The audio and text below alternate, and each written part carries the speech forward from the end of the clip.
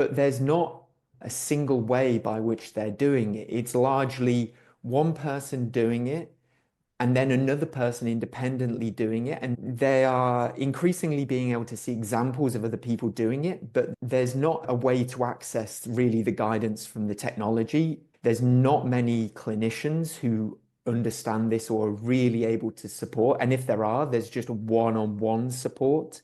There's nothing that's scaling at the moment. So, in the same way that cycle coaches now are using standardized approaches, whereby pretty much all cycle coaches for non-diabetes athletes are using a platform such as Training Peaks to prescribe training based on power meter data. They're looking at the information and they've got very much standardized ways. It just doesn't exist within type 1 diabetes. And this applies to regular people who just want to start exercising. The interpretation from their glucose monitors is down to doing a lot of work, doing a lot of individual time to really sit down, work out what works for you. And this is where I feel that this needs to be Right. accelerated. Well, And you're changing everything here, Sam. and this is a bit reflective of who we're starting with, that person living with type 1 diabetes who's willing to play around with the data themselves, is particularly focused on reaching those goals.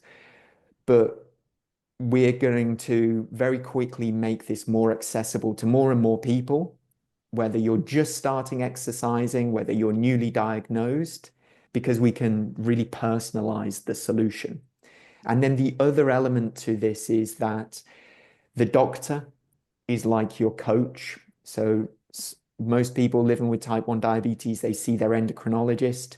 The endocrinologist is limited in what they can see and what help they can provide in terms of physical activity, sports. And the major platforms that they have access to do not provide that information. So if we think food, insulin, stress, physical activity, maybe they're the four things. So far, physical activity is just missing from their toolkit to be able to provide that support. So reaching the doctors, helping them to support the patients, reaching the patients to help them meet their exercise goals.